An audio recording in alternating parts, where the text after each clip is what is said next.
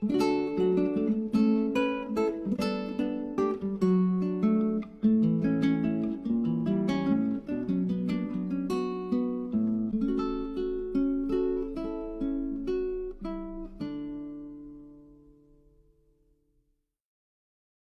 interesting life, and from there he went on to be a professor in University of Malaya and now in Singapore. But he has other interests besides urology. Urology is his specialty, and because we are part of this nature and mindful awareness, and his calendar has a lot of painting on nature. That's why he's here for us. The art of healing. So, Prof. Fu, all yours. Thank you. How do I control the side? Yeah, I was born in Penang, actually, not in Kedah, in Penang, Malaysia. A fourth generation Hakka from the county of Yong Ting in Fujian province. I studied medicine at the University of Singapore and graduated 55 years ago. I have been in practice for the past 48 years at the Singapore General Hospital, and now employed as a senior consultant urologist and clinical professor at Yong Lin School of Medicine and adjunct professor at the Duke NUS Graduate School of Medicine. And this is the roundhouse, well known in the county of Yong Ting. And but actually, my great-grandfather, who migrated to the South Sea, is actually staying in Tulo also, but it's a square. This is one of my watercolor painting. Now, as urologists, we are attracted to water and like to go with the flow. Storm may come and go, but if you go with the flow, you will eventually reach your goal. And the goal is to be at peace with the world.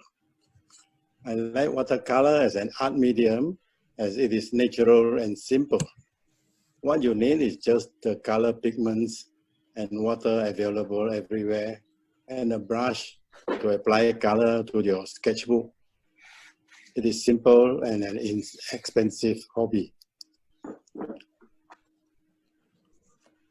I started to learn how to sketch as a Boy Scout when we went for hikes and camping. We were taught to be observant and to keep a logbook with maps and sketches. And below are some of my sketches, like this one, the logbook of birds in 1960s. And gradually this became a watercolor painting of the kookaburra and the old gum tree in Australia. And this is also the hornbill, which we see now quite often in a housing estate. And the boo-boo in our garden. And usually they come and join us for breakfast every morning. And this is the sketch of Sam Pao Tong in Ipoh in 1961 when we went hiking there. And this is a sketch of Ayai Tam Temple in Penang. And later on in life, as a doctor, I attended many conferences overseas, and I like to sketch the various places I visited and put color on them. If there is time, I did the sketches on the spot.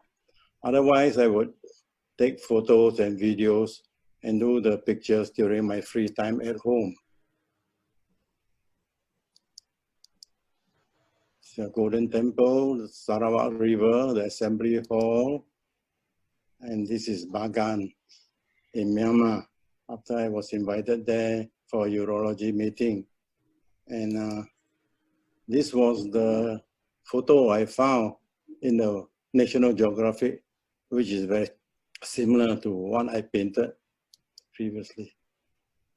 And we went for a mindfulness retreat actually in Phuket, organized by the Prime Center 2015. And this is the sunset over the Sirat Bay in Phuket.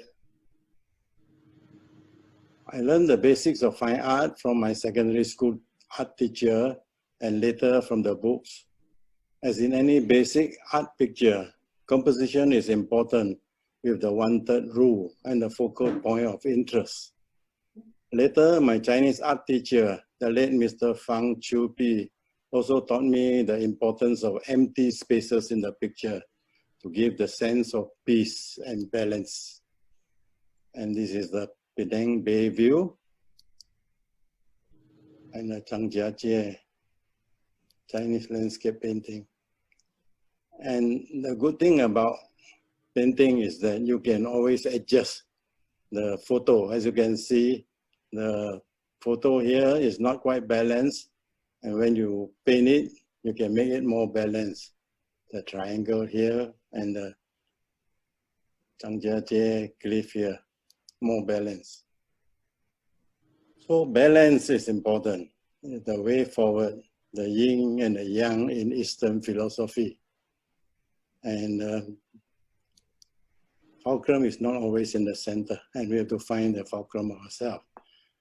The balance in nature, in life, in watercolor painting, as well as our clinical practice as a medical doctor. Without balance, a patient may be over-treated or under-treated. Over-investigations and over-treatment can do more harm than good. The practice of clinical medicine in real life actually is more an art than a science. In real life, we are treating patients, not the disease. Treating the disease is the easier part. It will be all in the books. However, when it comes to treat patient, a patient with the disease is a different scenario. And this is what I learned from Professor Wu Jieping, who is a pioneer of urology in Beijing, China. He said, every patient is different apart from age, comorbidity, socio-economic status. Their preferences are also important. And whatever we do should be in the best interest of the patient. We need to manage patient as a whole, irrespective of class or grade. And this is encapsulated in just 6 characters. 一切为了病人，为了病人一切，为了一切病人。So the priority in clinical management of patient is first whether the disease is life-threatening. In patient with acute injury to the solid organ or obstruction to the airway. Also whether there's cancer. However, not all cancers are life-threatening. Second, priority is whether the disease is threatening any organ functions. The kidney functions, the heart or liver functions. Then steps need to be taken to lessen the threat. This, for example, poorly controlled high blood pressure may lead to kidney failure or heart failure and also result in stroke. The third priority is whether the disease is causing any troublesome symptoms like pain or discomfort, which would need relief. But if none of the above is present, then it may be advisable just to watch a situation. For example, a simple cyst in the kidney, which is not life-threatening, not causing harmful effect to the kidney, and has no symptoms, can be left alone. Operating on the cyst may cause more harm than good.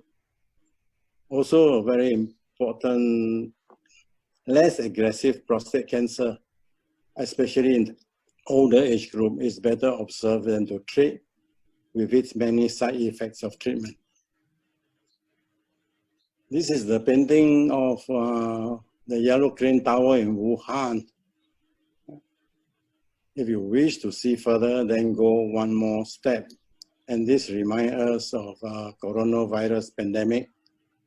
Similarly, we need to make the diagnosis, and many patients may have the disease but no symptoms. Again, those diagnosed with the virus, more than 80% do well, and only 20% may deteriorate, and about 1 to 5% may die from the virus. And strangely enough, this is very similar to prostate diseases. You know, prostate cancer, 80% of them will do well, whatever you give. Similarly, benign prostate hyperplasia, only about 1 to 5% may die from the cancer. So we need to manage the situation with proper balance. Too much restriction and lockdown may cause harm to the economy and social life, and too little may result in high mortality rate. There's no cure for virus, but the body immune system would eventually heal the patient. And similarly, in many diseases, body immune system is very important. Now, there are three phases of life as an artist. The first is not the same, 不像. Whatever he draws is not up to the standard and not the same as a master. The second phase is the same. He's able to copy the work of the master and may be able to reproduce the exact copies. The third phase is not the same again, but this time he is now his own master artist and produce original works, which are not the same as any other, but a class of his own. So similarly, in clinical practice, the intern or junior resident work is not the same and need constant supervision from the seniors.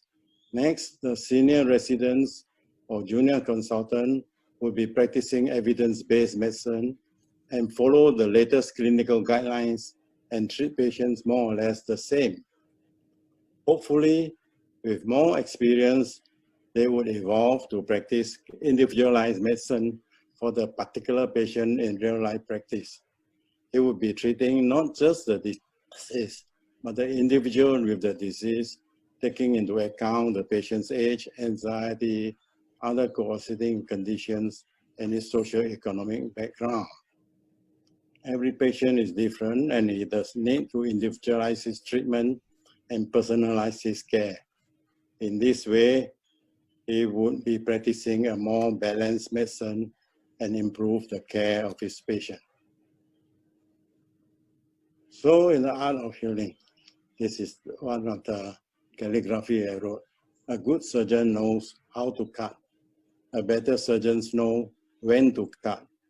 A master surgeon knows when not to cut. And in managing stress, you need to be contented, you need to forgive and do good, accept and adapt, and 5 times to relax. This Chinese painting, 资了, that means you know, understand, undo, 资了. So nature for healing. Nature is the best healer. Our body has the ability to heal ourselves. And so we like the land flower. We like the sunflower. Look at the sunny side. Relax and smile always. 笑口常开, smile always. And emotion is very important. The next speaker will elaborate on this. Can cause illness as well as can cure illness. 情可治病，也可治病。And proper diet, fresh fruits and vegetables for good health, relaxation exercise, Tai Chi at the leg tapo. And be kind to your old age with less expectation, more compassion, smile and go forward. So in our attitude to fellow beings, events or things, there should be no hatred, no complaint and no regret. Have good motive, speak well of others and do good.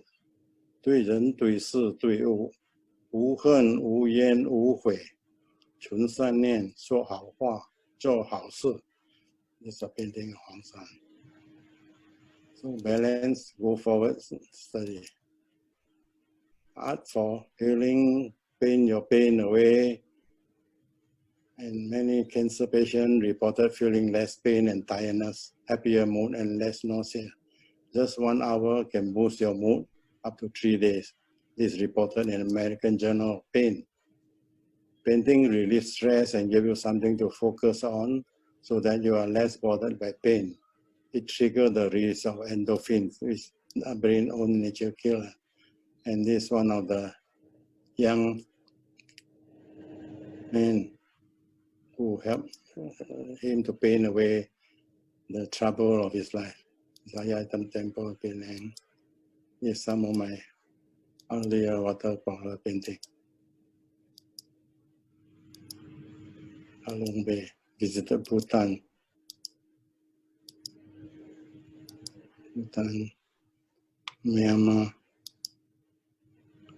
Mandalay, Taio fishing village, Milford Sound in New Zealand. We went on a cruise there, and during the cruise, they encouraged us to do the painting. So as we cruise through the sound, here are some of the pictures I made. Doubtful Sound, Sinma Bridge, Japan. So go with the flow. All things flow freely in nature, not unlike the waters in the rivers, the fishes swimming in the water. Even storms come and go freely, unimpeded. Nature is at ease with all naturally.